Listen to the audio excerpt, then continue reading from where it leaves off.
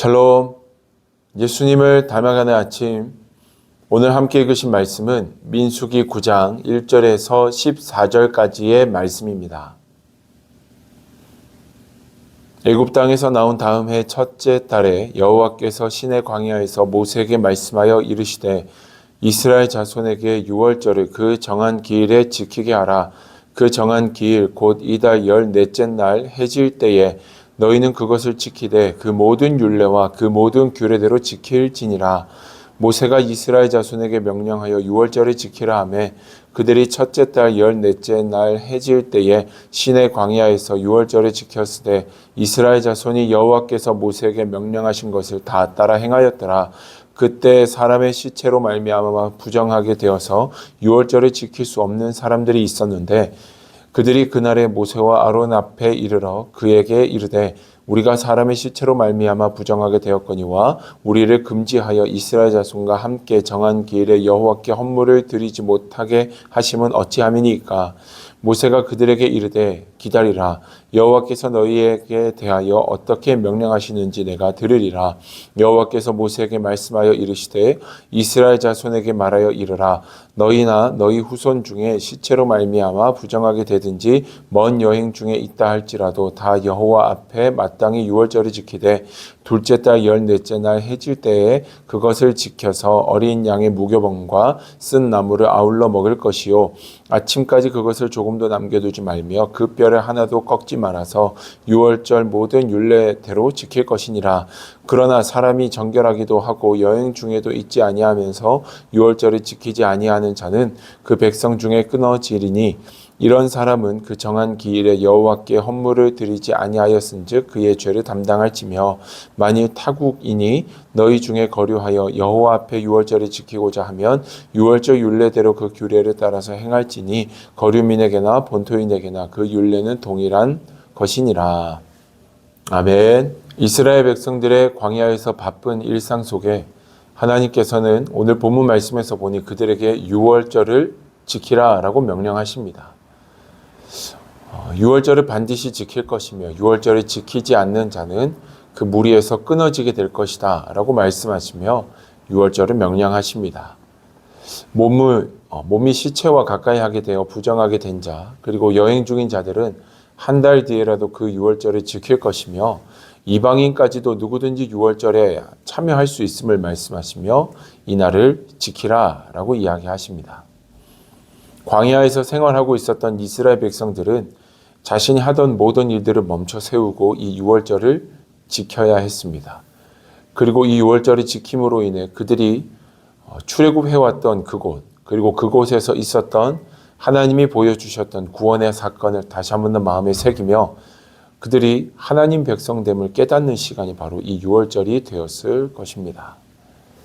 얼마 전에 금요 예배 때 여러분들과 말씀을 나누며 안식일에 대해서 함께 나누었던 게 있습니다. 하나님께서 인간을 창조하신 날이 6번째 날인데 하나님께서 인간을 창조하신 이후에 이 땅 가운데서 생육하고 번성하고 충만하고 또 다스리라 라고 명령하십니다. 인간은 하나님께 들은 명령이 있었고 이제는 그 명령대로 행해야 되는 바로 그 다음 날 하나님께서는 그들에게 쉬라 라고 먼저 말씀하십니다. 하나님의 입장에서 보았을 때는 6일 동안 일하시고 7일째가 되는 날에 쉬는 거였는데 인간의 입장에서 봤을 때는 창조되고 이제는 하나님의 명령을 받아 열심히 일해야 되는 첫날 쉬는 것입니다. 그때 우리가 함께 말씀을 나누며 우리는 하나님의 사람임을 깨닫고 하나님의 뜻을 이루기 위해서 그저 열심히 달리는 것이 전부가 아니라 멈춰서서 이 모든 일들의 시작이 하나님이시며 그 하나님의 사랑으로부터 우리가 비롯되었음을 깨닫고 하나님의 은혜로 충만하게 채운 다음 우리는 우리의 일상을 살아가는 것임을 우리가 말씀을 통해 나누었었습니다.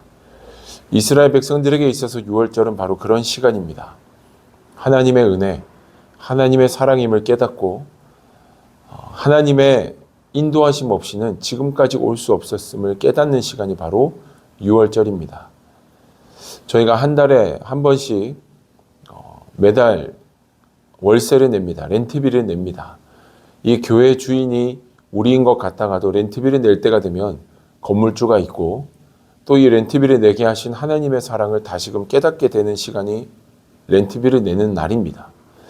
마치 그런 것처럼 우리에게 있어서 멈춰서서 하나님이 베풀어 주신 은혜를 생각한다라는 건 우리의 삶의 주인이 하나님이 되심을 기억하게 되는 것임을 우리는 깨닫고 또 마음에 새길 수 있어야 할 줄로 믿습니다.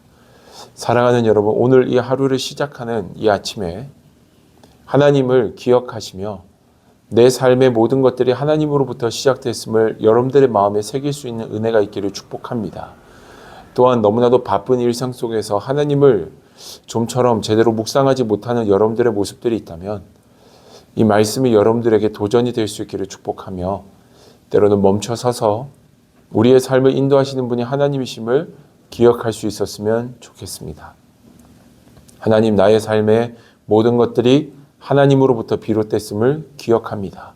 그리고 이것을 믿음으로 주님과 동행하기를 원합니다. 나의 삶을 인도하여 주시옵소서. 하나님이 나의 인생의 능력이 되심과 내 안에 주님이 여전히 동행하고 계심을 나의 삶 속에서 누리며 하나님께 영광되게 하여 주시옵소서. 오늘 우리의 기도가 될 수 있기를 주님의 이름으로 축복합니다. 기도하겠습니다. 살아계신 아버지 하나님, 은혜와 사랑을 감사드립니다. 6월절을 통해서 하나님의 크고 놀라운 사랑을 다시 기억하길 원하셨던 주님의 마음, 하나님 그 마음을 우리가 닮아가게 하여 주옵소서. 바쁜 일상 속에 있겠지만 멈춰서서 주님의 은혜와 섭리를 깨닫게 하시고 주님의 은혜와 주님의 능력으로 주님이 주시는 힘으로 오늘 이 하루를 감당하며 나아가는 복되고 귀한 주님의 백성들 되게 하여 주옵소서. 승리케 하실 주님을 찬양하며 예수님의 이름으로 기도드립니다. 아멘.